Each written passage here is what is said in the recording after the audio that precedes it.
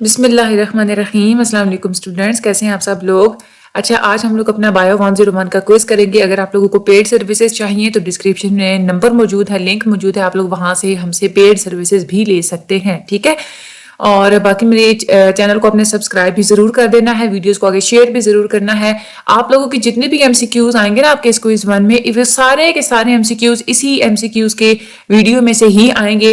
हाँ, ये है कि कोई एक आध इधर उधर से आ जाए तो अलग बात है, वरना ज्यादातर इसी वीडियो में से ही होंगे। ठीक है, आपने ये एंड तक देखनी है, स्किप नहीं करनी है आपने। ठीक है, बाकी आप लोगों ने क्या करना है, आगे आप लोगों ने शेयर भी जरूर करनी है, मुझे अपनी दुआ में याद भी जरूर रखना है। ठीक है, अगर आप लोग बायो 101 की स्टडी से रिलेटेड नोट्स के लिए और अगर आप स्टडी के लिए अगर आप लोग ग्रुप ज्वाइन करना चाहते हैं तो डिस्क्रिप्शन में लिंक भी मौजूद है, आप लोग वहां से ग्रुप भी ज्वाइन कर सकते हैं। ठीक है, हम लोग चलते हैं आज की अपनी वीडियो की तरफ।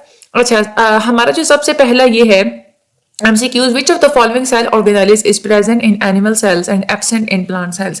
यानी कि वो कौन से सेल ऑर्गेनेली होती है जो कि एनिमल सेल्स में तो प्रेजेंट होती है लेकिन प्लांट सेल्स में प्रेजेंट नहीं होती, तो वो होती है सेंट्रोसोम। ठीक है, आपका इस तरह का एक और एमसीक्यूज ऐसे भी आता है कि which cell organelle is present in plant cell but absent in animal cell, तो वो होते हैं प्लास्टिड्स। प्लास्टिड्स जो होते हैं ना वो प्लांट सेल में होते हैं, एनिमल सेल में नहीं होते। ठीक है, और जो सेंट्रोसोम है ना वो एनिमल सेल में तो होता है लेकिन प्लांट सेल में नहीं होता। ठीक है, ये आपने याद रख लेना है। आगे चलते हैं हम। A group of similar individual that potentially interbreed in nature is called species, क्योंकि species ही होते हैं जो कि एक दूसरे के साथ नेचर में इंटरब्रीड करते हैं। ठीक है, आगे हम लोग चलते हैं।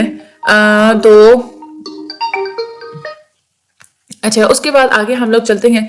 Plastids are absent in animal cells, ये बिल्कुल ट्रू है, वाकई में है, क्योंकि प्लास्टिड्स जो होते हैं ना वो सिर्फ प्लांट सेल्स में पाए जाते हैं, एनिमल सेल्स में वो नहीं होते। ठीक है, which of the following cell organelles does not contain DNA, कौन से सेल ऑर्गेनेली है जो जिसमें जो है ना जिसका डीएनए नहीं होता, वो होता है लाइसोसोम्स। ठीक है, लाइसोसोम्स और वैक्यूल्स ये दो ऑर्गेनेलिज होती हैं कि जिनके अंदर डीएनए नहीं पाया जाता। तो आप लोगों ने इन दोनों ऑर्गेनेलिज के नाम जो है ना वो आपने याद करने हैं। ठीक है, आगे में चलते हैं।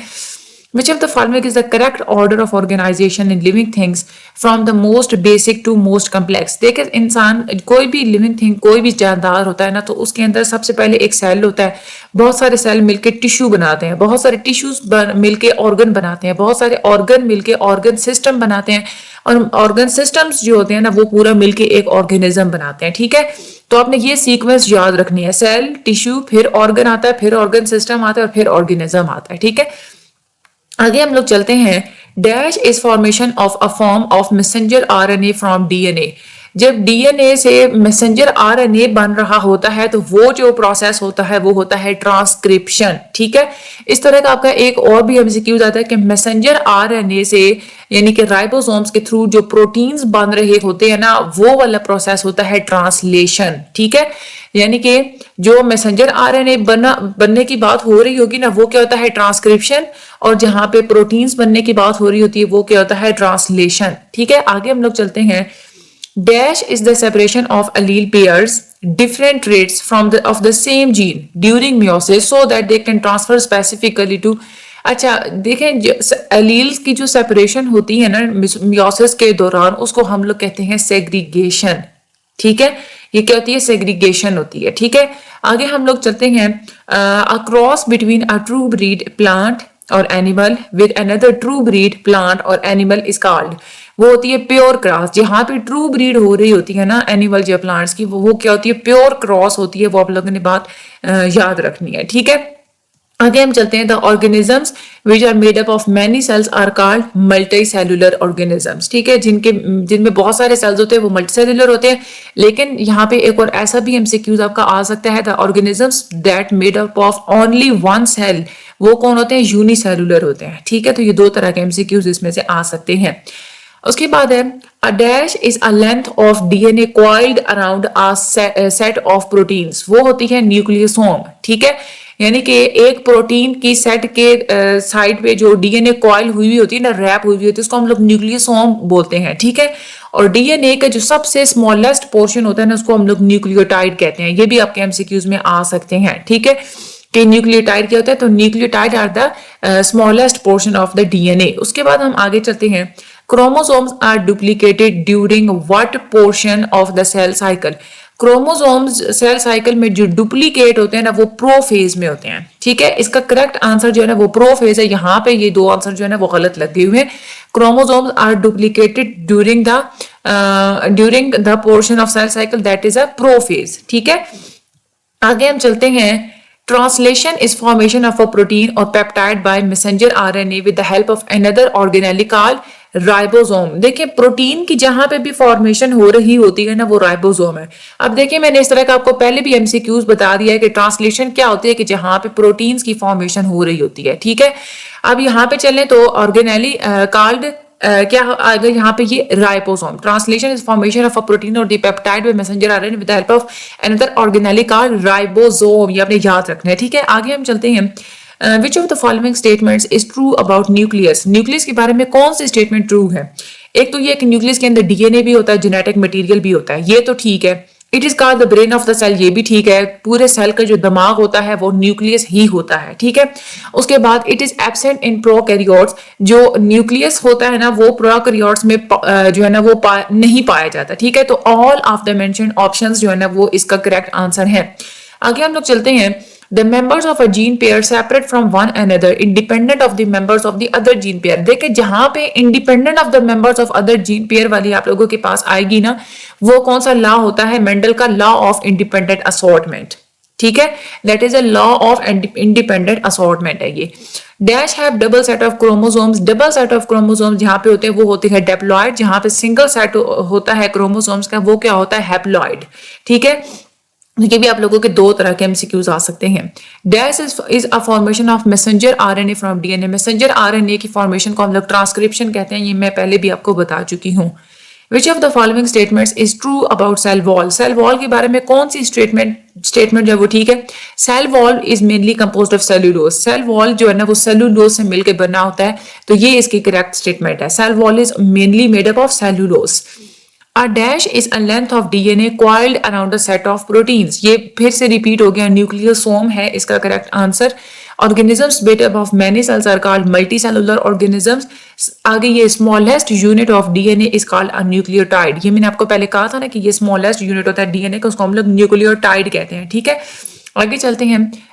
When one allele express itself, जब एक अलील खुद को एक्सप्रेस कर रही होती है दूसरी एक्सप्रेस नहीं कर रही होती, तो जो एक्सप्रेस कर रही होती है खुद को उसको रिसेसिव अलील बोलते हैं। ये फॉल्स है, क्योंकि जो अलील खुद को एक्सप्रेस कर रही होती है वो होती है डोमिनेंट अलील, ठीक है। और जो एक्सप्रेस नहीं कर पा रही होती वो रिसेसिव अलील होती है, ठीक है। तो ये स्टेटमेंट जो है ना ये फॉल्स है, ठीक है। आगे चलते हैं। Which one of the following cell organelle is called the powerhouse of the cell? Cell की पावर हाउस जो होता है ना वो माइटोकॉन्ड्रिया होता है, तो माइटोकॉन्ड्रिया जो है ना वो यहाँ पे इसका करेक्ट आंसर है, ठीक है। Dash is the separation of allele pairs different traits of the same gene during meiosis so that they can transfer specifically to separate gametes. ये है सेग्रीगेशन, ठीक है। सेग्रीगेशन होती है अलील की, अलील पेयर्स की सेपरेशन को हम लोग जो है ना वो सेग्रीगेशन बोलते हैं। Which of the following cell organelle is absent in prokaryotic cells? Prokaryotic cells में कौन कौन सी ऑर्गेनेली नहीं होती? एक तो उनका न्यूक्लियस नहीं होता, दूसरा उनका लाइसोसोम भी नहीं होता, और तीसरा उनका एंडोप्लाज्मिक रेटिक्यूलम भी नहीं होता। ये तीनों ही चीजें प्रोकैरियोटिक सेल्स में एब्सेंट होती हैं। तो all of the mentioned option जो है ना वो इसका बिल्कुल सही आंसर है। आगे चलते हैं। Which phase will come between prophase and metaphase? Prophase और मेटाफेज के दरमियान प्रो मेटाफेज आता है, ठीक है। आगे हम लोग चलते हैं। तो a group of similar cells that come together to perform a specific function is tissue। यानी कि सिमिलर सेल्स का वो ग्रुप जो कि एक जैसा फंक्शन करते हैं, स्पेसिफिक फंक्शन करने के लिए वो इकट्ठे होते हैं, उसको हम लोग क्या बोलते हैं? टिश्यू बोलते हैं। Codon is a dash nucleotide set of DNA molecule, 3 nucleotide set of DNA molecule that codes for a protein. तो कोडोन इज अ 3 न्यूक्लियोटाइड है, ये अपने याद रखना, ठीक है। आगे हम लोग चलते हैं। Different organelles assemble to form a cell, ठीक है। बहुत सारे जो ऑर्गेनाइल्स होती हैं वो मिलती हैं तो फिर एक सेल बनता है। आगे है कौन सी वो सेल ऑर्गेनेली है जो कि प्रेजेंट होती है एनिमल सेल्स में और एब्सेंट होती है प्लांट सेल्स में? दैट इज अ सेंट्रोसोम, ठीक है। उसके बाद fluid portion of cytoplasm is called, cytoplasm में जो पानी की तरह का एक पोर्शन होता है, फ्लूइड होता है, उसको क्या कहते हैं हम लोग, साइटोसोल बोलते हैं, ठीक है। उसके बाद हम लोग आगे देखते हैं pyrimidine bases include the bases called thiamine and cytosine that have dash structure, thymine और साइटोसिन की सिंगल रिंग स्ट्रक्चर होता है, ठीक है। उसके बाद what is necessary for a cell to pass the G2 checkpoint, किसी सेल के लिए G2 चेक पॉइंट को पास करने के लिए क्या चीज जरूरी है कि उसमें बिल्कुल एक्यूरेट और कंप्लीट डीएनए रेप्लिकेशन हुई हो, ठीक है। ये इसका करेक्ट आंसर है, accurate and complete DNA replication. आगे चलते हैं, purines include which of the two basis, purines में कौन सी दो बेसिस होती हैं, वो होती हैं एडेनाइन एंड गुआनाइन, ठीक है। ये दो जो है ना इसके करेक्ट ऑप्शंस हैं, एडेनाइन एंड गुआनाइन।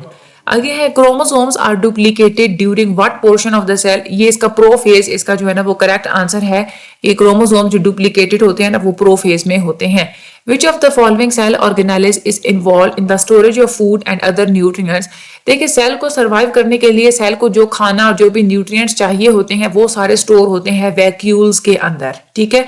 तो इसका वैक्यूल्स जो है ना वो सही आंसर है, ठीक है। तो ये थे हमारे आज के एमसीक्यूज। आप लोगों के ज्यादातर एमसीक्यूज इसी वीडियो में से, इन्हीं एमसीक्यूज में से ही ज्यादातर आएंगे। आप लोगों ने आगे दूसरे बच्चों को भी जरूर रिकमेंड करना है।